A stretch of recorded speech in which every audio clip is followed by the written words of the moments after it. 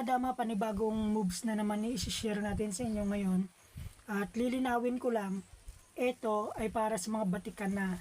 Pero mayroon akong moves dito na para din sa mga beginner. Pero doon ko na lang siya sa huli ilalagay para makapag-focus tayo dito sa pangunahing tricks na ituturo natin. So halimbawa, tumulak ng 116, 314. Ngayon naman, kadalasan yung mga magagaling tumutulak dyan. 215 tayo. Ngayon, yung tricks kasi na to, inihanda natin para sa mga magagaling. Kung beginner kayo mga kadama, pwede nyo pa rin gayahin tong galaw na to. Basta sundan nyo lang yung opening. Kadalasan dyan, nagsi-6-2, 313, ganyan. 313, eto talaga yung pinaka magandang counter at ka 6-2. Yun yung pinaka magandang counter ng mga batikan na. So halimbawa na lang, kadalasan kasi sa mga klase, iniiba yung formada para mawala sila dun sa pattern ng libro. So ang ginawa, kunwari dito, yung pakain, dumito. Ganyan, yung formada. So ngayon mga kadama, sa tirang yan, ang pinakadabis na tulak natin, 116.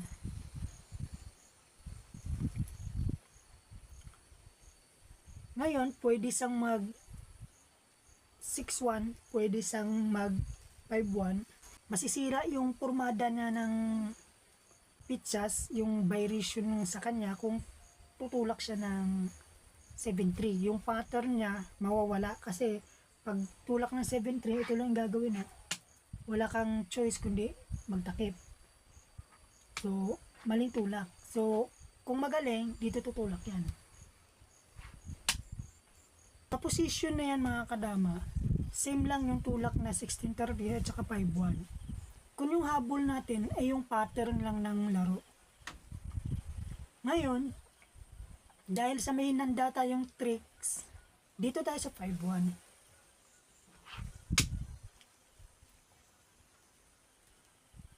Sa pagtulak niya ng 9-5, tulak tayo ng 6-2. Hindi niya pwedeng masayang ito mga kadama. Hindi siya pwedeng magsayang dito. Kasi ang mangyayari, tutulak lang tayo ng ganyan, no? Pagkain, kain, maaagaw natin yung pwestong ito. So ngayon mga kadama, ang mangyayari, balik ko lang ha, tutulak muna siya ng 116 bago sumayang. Kasi maganda yung forma niya pag tumulak ng 116 bago itulak po yan, oh. Ganon. So pag tulak niya ng 116, kadalasan kasi dito gumaganyan, 11-7, 12-7, para hindi makasayang sa gitna. Ngayon naman, kasi yung nga sinasabi natin, may hinanda tayong tricks na medyo malalim-lalim. Tulak tayo dito ng 16-13. Marami siyang tulak. Mayroon siyang tulak na 5-1. Mayroon siyang tulak na 14-16 para pumasok. Mayroon din siyang sayang dito. Balik ko lang.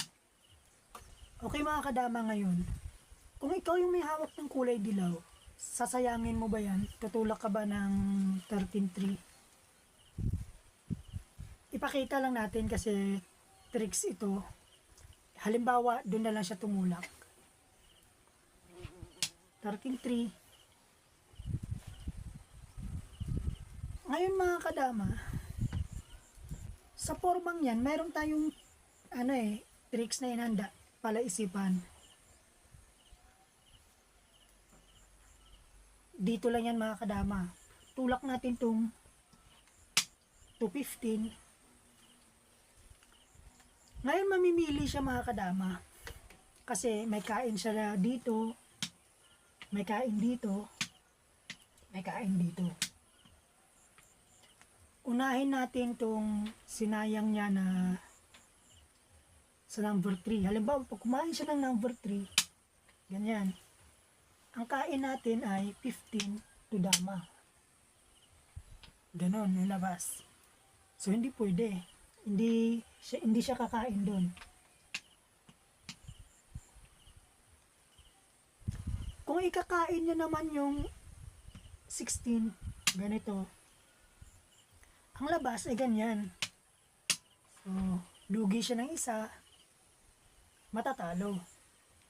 Balik ulit natin mga kadama.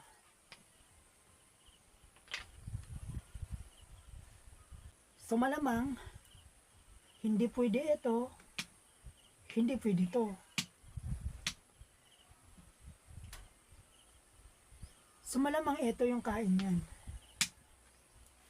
Kasi walang ganti dyan. Pero doon pa lang sa pagkain niya na yung mga kadama, pasok na doon sa tricks na hinanda natin. Pero kanina, talo na nung pumasok ito, nung nagpagitna, talo na agad. May pagpipilian lang kaya siya pumasok dun sa tricks na hinanda natin. Okay, so paano natin gagawin yun mga kadama kasi ganyan yung forma. Papakain natin to kasi matutulak tayo ng iba, kakain yan eh. Pakain natin dito. Kain siya ngayon. Ngayon naman, padadamahin. Ngayon kakain ng dama. So nagtataka, boss, ba't ganyan? Ba't puro pakain? Ibabawiin natin mamaya. Ngayon naman, pakain dito. Kain na naman. Dito ulit. Pakain, kakain. So hindi ka na pwede magtanong kung bakit kasi nasagot ko na yung tinanong mo eh.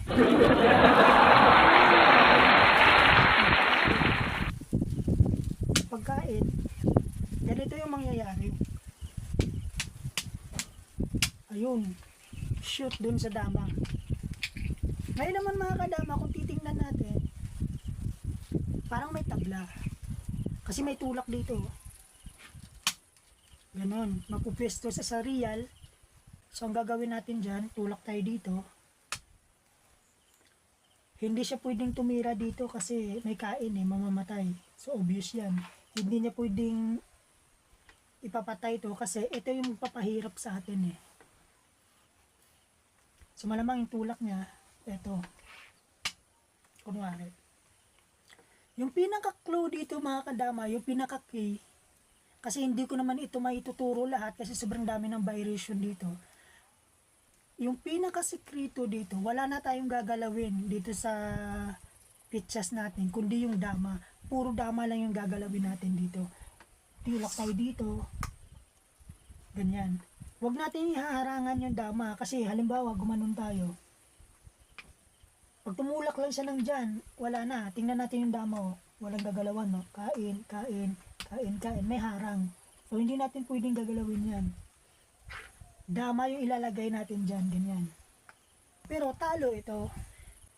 Sa halimbawa na lang, tumulak dito. Ganyan. Dito tayo mga kadama. Kasi iisipin niya, sasayang tayo dito eh. Sasayang tayo dyan. Tira niya kunwari, dito siya pumunta. Hindi siya pumunta dito. O di kaya, eto siya. Ganun lang yung gagawin natin. Punta tayo dito. Para pag umiwas, papakain. May kain tayo ng 3. So, eto pa yung isa. Ganyan, kulang. Halimbawa na lang mga kadama, dito tumulak. Eh dito lang tayo. Ngayon, hindi siya pwedeng dumito kasi abot pa yung dama yan. Hindi rin siya pwedeng tumulak dito. Abot yan. dito, hindi rin pwede kasi abot pa rin dito. So yung mangyayari, syempre iiwas yan. Pag iwas niya, ganun pa rin yung gagawin natin. So wala, matatalo. Yun lang muna yung ituturo natin sa inyo mga kadama. Pero may part 2 to kasi may tulak siya dito eh. Mayroong ganitong galawan eh. Mayroong ganitong galawan. Halimbawa pag ganyan, tumulak dito kanina, gumanyan. May mga ganitong galawan kasi mga kadama. So, mahabang vibration yan. Saka ko na ituturo yan kapag marami ng views tong video na to. So hanggang doon lang mga kadama at maraming salamat sa panonood.